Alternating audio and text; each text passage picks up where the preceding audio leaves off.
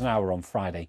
Then into the weekend, the low pressure continues to work up from the south, bringing with it outbreaks of rain, the wettest weather across England and Wales, although it will be quite wet at times as well across eastern areas of Scotland, but rain at times probably best sums up the weekend's weather picture.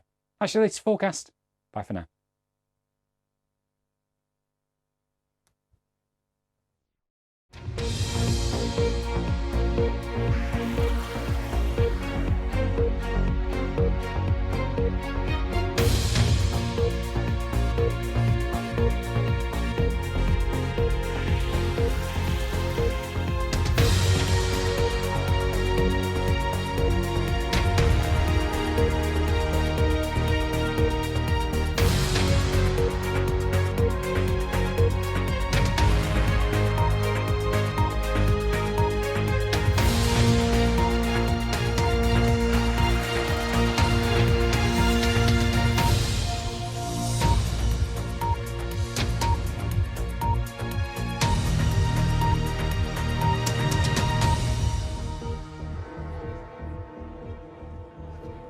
There you hear the bongs of Big Ben. It's 4 o'clock here in Westminster. I'm Rajini Vaidyanathan, bringing you continuing coverage of today's budget. The Chancellor, Jeremy Hunt, has delivered what's likely to be the last budget before the general election, telling MPs his new policies would lead to long-term growth and permanent tax cuts. He said he wanted his budget to unleash people power.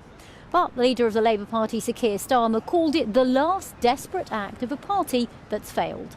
Well, let's have a look at some of the key announcements that we heard today. Well, let's start with tax. And the Chancellor has announced that national insurance will be cut by another 2 pence in the pound.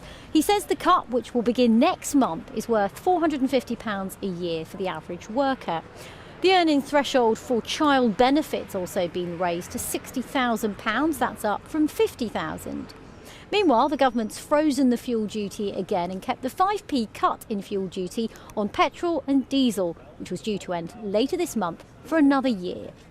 The government also kept a freeze on alcohol duty, which is due to end in August. It will now continue until February next year.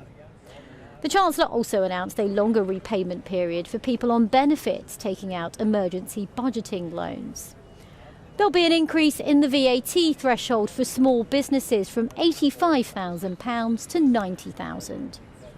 Back to taxes, and there'll be a new tax on vaping products that'll come in October 2026, and the existing tax on tobacco will increase.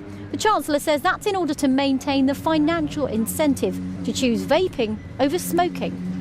A windfall tax on the profits of energy firms, which has been scheduled to end in March 2028,